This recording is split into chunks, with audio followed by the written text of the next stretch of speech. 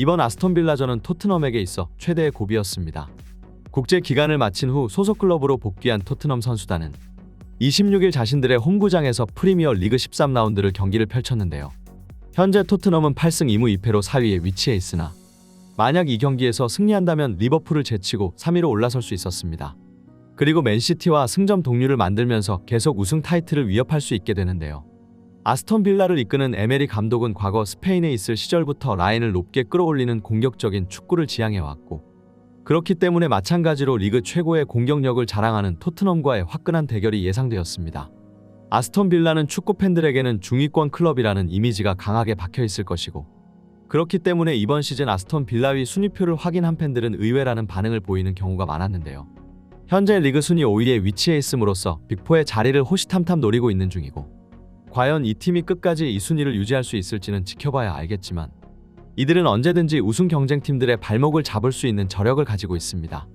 최근 맨시티가 리버풀과 비기면서 다시 한번 승점을 까먹고 말았고, 그렇기 때문에 많은 전문가들은 조만간 다가오는 맨시티와 토트넘 간의 빅매치를 벌써부터 기대하고 있는 상황인데요. 하지만 그 전에 토트넘은 첫 번째 고비인 아스톤 빌라라는 산을 넘어야 하고, 현재 토트넘이 처한 환경은 굉장히 녹록지 않은 상황이기 때문에 큰 어려움이 예상되는 경기였습니다. 기본적인 클럽 간의 체급 차이에서 토트넘이 아스톤 빌라보다 월등히 위에 있다는 것은 저명한 사실이지만, 현재 토트넘은 부상자가 대거 출몰하며 스쿼드가 거의 반토막이 나와 있는 상태인데요. 저번 첼시전 로메로가 레드카드를 받으며 새 경기를 결장하게 되어 이번 경기에서도 선발 명단에 들지 못했고, 마찬가지로 비수마도 누적 경고로 퇴장당했기 때문에 출전하지 못합니다. 심지어 반더벤과 메디스는 부상을 당하며 2023년 모든 경기에서의 아웃이 예상되는 상황인데요. 게다가 토트넘은 다른 클럽들과는 달리 후보진이 넉넉하지 못한 클럽이고, 그렇기 때문에 이번 시즌 로테이션은 꿈도 꾸지 못했으며 선발 라인업 또한 큰 변화를 가져가기 힘들었습니다. 그리고 결국 토트넘의 최대의 구멍이자 문제점이던 다이어가 선발 출전하게 되었으니 토트넘 팬들이 이번 아스톤 빌라전에서 승리를 장담하지 못하는 것도 어찌 보면 당연한 일일 텐데요.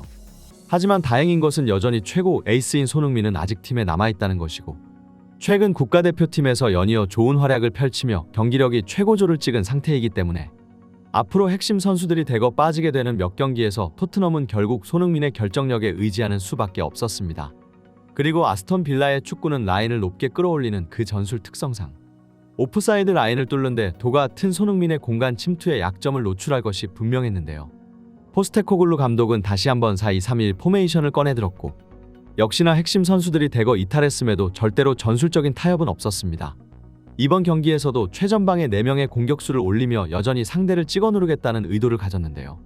골키퍼에는 비카리오가, 포백에는 페드로 포로와 에메르송, 벤데이비스와 우도지, 미드필더진에는 벤탄쿠르와 로셀소, 그리고 공격진에는 브리안 힐과 쿨루셉스키, 브레넌 존슨과 손흥민이 이름을 올렸습니다. 포스테코글루 감고온 핵심 센터백 2명이 전부 결장했음에도 다이어를 선발 명단에 포함시키지 않았는데요. 오히려 전문 풀백을 보던 에메르송 로얄이 센터백으로 들어갔고, 그 파트너 또한 왼쪽 풀백이던 벤데이비스가 선발로 출전하였으니 토트넘은 포백을 전부 전문 풀백들로 구성하게 되었고, 전문 센터백임에도 측면 수비수에게 밀려버린 다이어는 완전히 감독의 신뢰를 잃어버린 듯이 보였습니다. 비록 스쿼드는 반토막 난 토트넘이었지만 포스테코글루 감독은 더 공격적인 포지션을 들고 나오며 최대한 손흥민의 결정력을 활용하겠다는 전술적 의도가 엿보였는데요.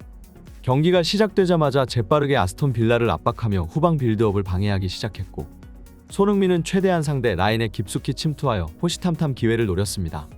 많은 전문가들이 이 경기를 양팀이 치고받는 치열한 명승부가 될 것이라 예상했고, 그 기대대로 이 두 팀은 경기 시작 초반부터 엄청난 난타전을 벌이며 굉장히 많은 수의 슈팅을 만들어냈는데요. 하지만 그 치열함 속에서 더 결정적인 기회를 잡는 것은 토트넘이었습니다. 손흥민과 브레넌 존슨 그리고 쿨루셉스키는 자신들에게 허용된 넓은 공간을 더욱 적극적으로 활용하기 시작했고, 공격진 퀄리티에 있어 양팀의 차이가 나기 시작한 것인데요. 특히 전반 2분경 손흥민이 건네준 절묘한 키패스는 아스톤 빌라의 촘촘한 수비를 전부 무너뜨려버렸고, 쿨루셉스키가 이 공을 받아 1대1 찬스를 맞이했으나 그만 결정력 부족으로 골대를 강타해버리고 말았습니다.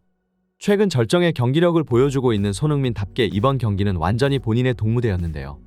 패스면 패스, 드리블이면 드리블, 슈팅이면 슈팅, 모든 부분에서 토트넘의 공격을 이끌었고, 손흥민이 상대 수비수를 휘몰아치자 결국 토트넘 동료에게 기회가 찾아왔습니다.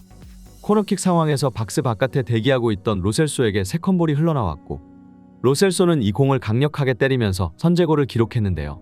이 골로 인해 토트넘이 승기를 잡는 듯 싶었으나 역시나 주전 센터백이 모두 빠져버린 탓인지 토트넘의 수비는 허점투성이었습니다.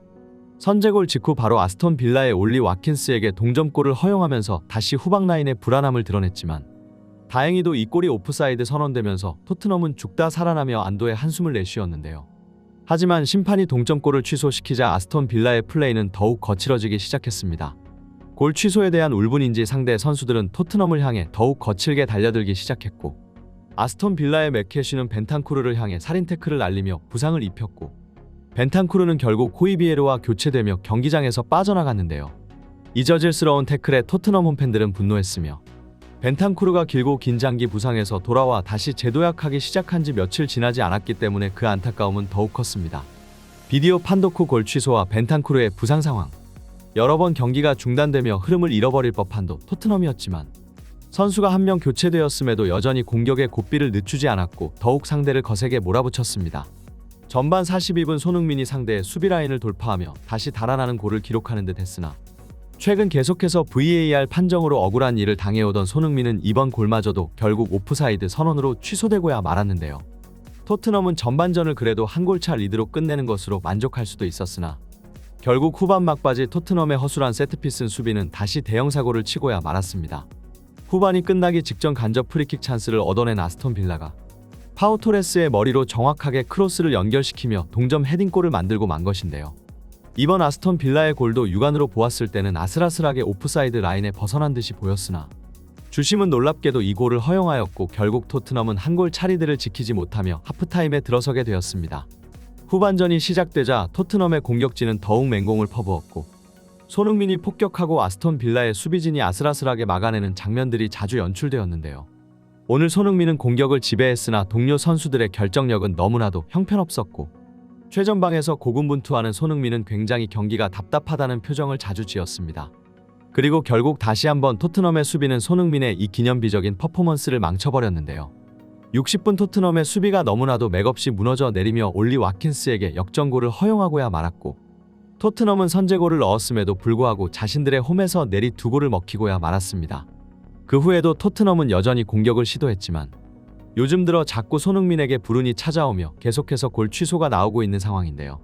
물론 명백한 오프사이드 상황도 있었으나 육안으로 봤을 때는 라인에 걸쳐있는 듯한 상황도 계속해서 비디오 판독실에서 손흥민의 득점을 허용하지 않으니 토트넘 팬들이 현재 잉글랜드의 심판진들에게 의구심을 가지는 것도 당연할 만합니다.